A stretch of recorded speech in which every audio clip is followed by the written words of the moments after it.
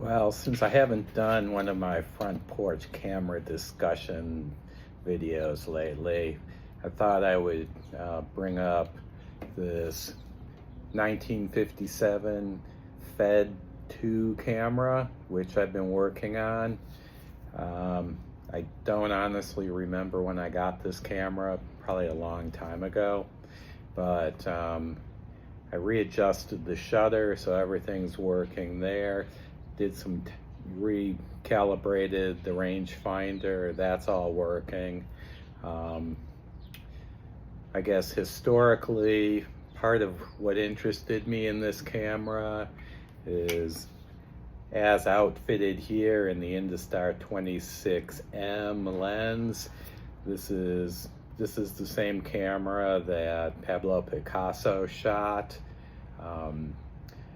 Largely credited with his communist leanings.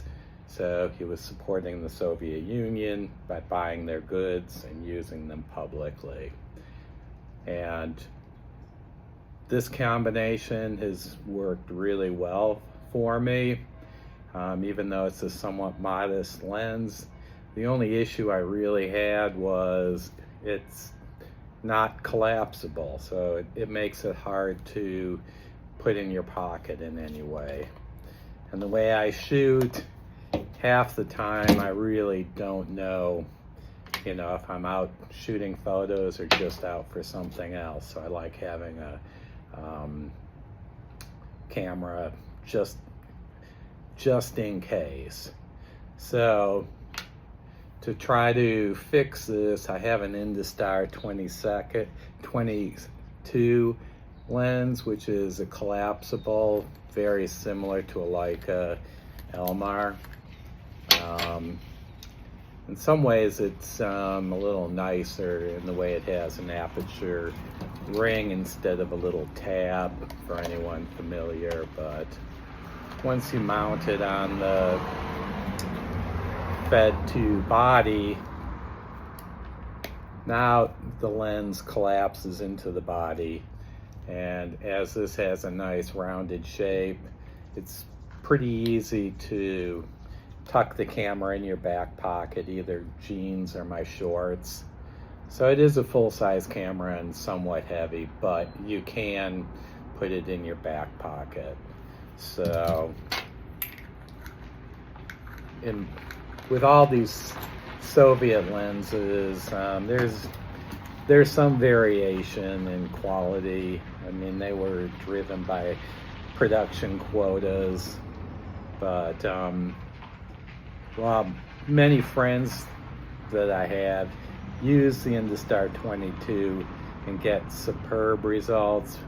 Mine are, I would say, good enough. They have a nice, somewhat soft vintage look, so I have to embrace that when I'm shooting. But using the camera itself, all the controls are just wonderful. And personally, I think it's the most beautiful Soviet camera that was made with the Leica screw mount.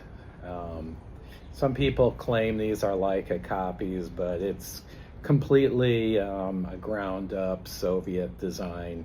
And I think just it's a gorgeous piece of work. One thing a lot of people like is they like that the rangefinder separation is greater than almost all other cameras. So theoretically, your focus can be more precise on this camera than, say, some really small rangefinders like an Olympus RC or something like that. Even a early Leica, the separation is a lot smaller. And what else can I say? The only downside is starting at the Fed 2 all the way to the last Feds made. You can see, you're looking through a darkened viewfinder. And I guess their thought there was if they darken the viewfinder enough, in contrast, it would make the rangefinder path patch a lot brighter. I don't think it really achieves that, but you know, you're using a piece of history, so you have to kind of embrace it for what it is.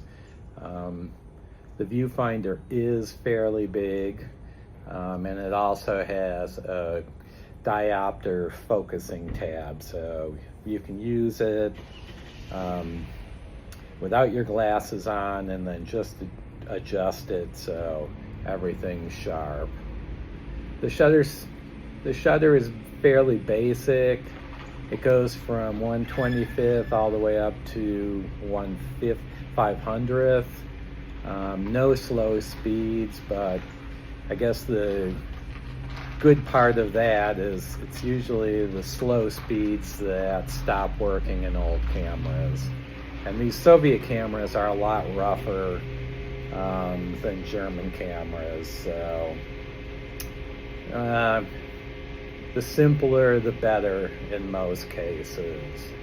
As I said, when I pulled this off the shelf, my cloth shutter curtains, one was working, the other one was only going halfway, so I retensioned them and tested it, and you know, I'm getting no capping.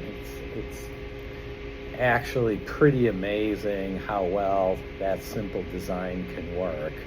I mean, and it does. I mean, so many cameras have used it. But anyway, taking photos with this camera, I really like it. Mark? Thanks. Yeah, that's for me. Okay. Amazon came and brought me a new air filter for my car, so out in the desert looking for photos, I'll be set. Thanks.